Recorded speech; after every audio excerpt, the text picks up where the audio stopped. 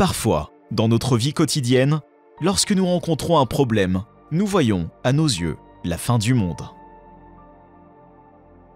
Cependant, si nous élargissons un peu notre vue, nous verrons que nous ne sommes qu'une petite partie de ce monde gigantesque, prodigieux et mystérieux. Depuis que l'humanité existe, elle a toujours eu envie de découvrir davantage.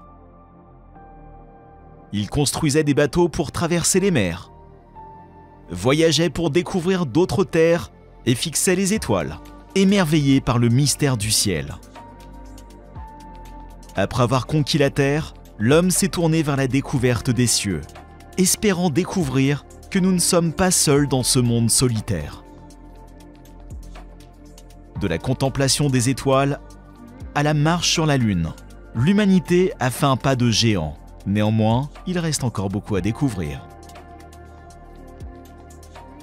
Entre autres, la majestueuse Orion Nebula, la région la plus étudiée de notre ciel, sur lequel les scientifiques se penchent depuis le XVIe siècle et qui aujourd'hui encore fait l'objet de nouvelles découvertes. C'est une région de formation d'étoiles qui, en ce moment, est en train de former activement de nouvelles étoiles. Elle est considérée comme très proche de notre planète et peut être vue à l'œil nu. Elle fait partie de la constellation d'Orion, que les scientifiques ont représentée comme un chasseur tenant un arc dans une main et une massue dans l'autre, avec au milieu la célèbre Orion Nebula.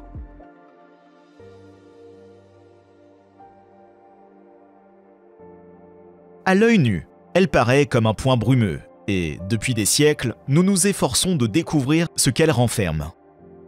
Cela est dû à la formation des étoiles, qui est un processus très gazeux et poussiéreux. Les jeunes étoiles naissent à partir d'amas denses dans les nuages de poussière et de gaz qui s'effondrent sous l'effet de la gravité et commencent à accumuler de la matière du nuage qui les entoure, formant un disque au fur et à mesure que l'étoile tourne. Ce processus fait qu'il est difficile de voir ce qui se trouve à l'intérieur de cet Orion. D'ailleurs, si vous ne voulez plus manquer les découvertes excitantes et palpitantes faites dans l'espace, abonnez-vous en appuyant sur le bouton rouge juste en dessous de cette vidéo.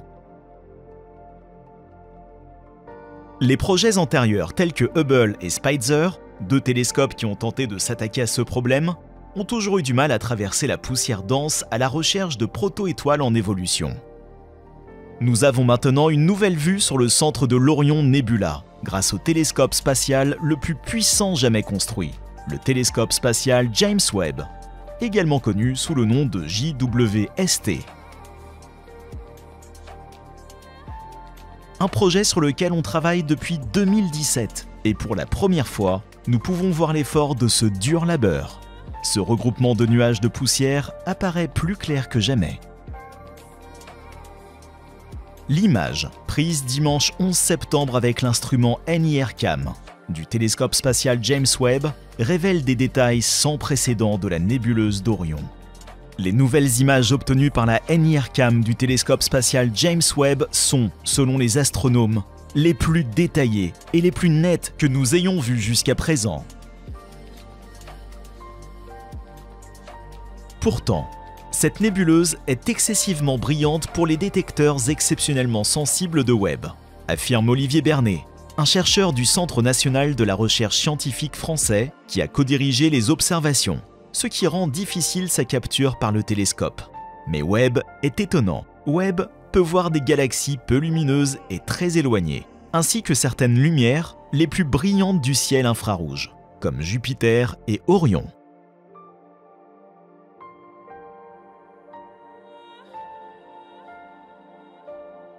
Grâce à JWST, les scientifiques ont pu se concentrer sur deux parties importantes de l'Orion Nebula. La première, l'amas trapèze situé au milieu de la nébula, est constitué d'étoiles chaudes qui émettent des radiations ultraviolettes, violentes, qui façonnent et colorent la région en rouge.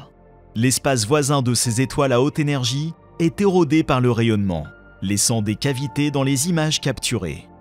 Au centre de la barre, l'étoile θ2 Orionis A, ou 02 Ori, brille avec les pics de diffraction caractéristiques. Deuxièmement, la partie diagonale, une crête dense de gaz et de poussière, dont le rôle est de protéger les autres étoiles des radiations du trapèze. Cette structure en dit long sur la formation des étoiles, comme l'a déclaré à Nicole Mortillaro de CBS News, Elle Spitzer, astronome à l'université de Western au Canada, qui a co-dirigé les observations. Les images capturées par le JWST ont révélé beaucoup plus que ses prédécesseurs, montrant de petites étoiles se formant à l'intérieur de cocons de gaz qui ne sont pas visibles depuis les images capturées par le Hubble.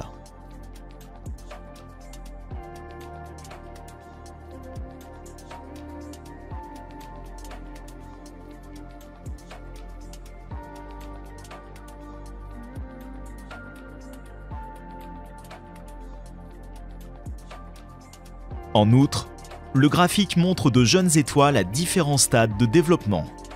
Une jeune étoile se développe à l'intérieur d'un globule, une enveloppe de poussière et de gaz qui s'est comprimée sous l'effet de la gravité pour donner naissance à la nouvelle étoile, vers le coin supérieur gauche de θ2 Orionis A, à l'intérieur de la barre. Le matériau de formation des planètes entourant une étoile sur le côté droit, sous l'amas trapèze, est endommagé par le rayonnement UV intense des étoiles trapèzes. L'Orion Nebula est la pouponnière d'étoiles la plus proche de la Terre, à environ 1344 années-lumière. Selon un communiqué de presse de l'Université du Michigan, les conditions qui y règnent servent de prototype pour comprendre l'histoire primitive de notre système solaire. Ce qui se passe actuellement dans l'Orion Nebula nous montre ce qui s'est passé il y a des milliards d'années et comment la Terre s'est formée. Une image comparative capturée avec le télescope spatial Spitzer, le premier observatoire infrarouge de la NASA, met en évidence les progrès technologiques accomplis grâce au télescope spatial James Webb et le superbe niveau de détail fourni par le nouveau télescope.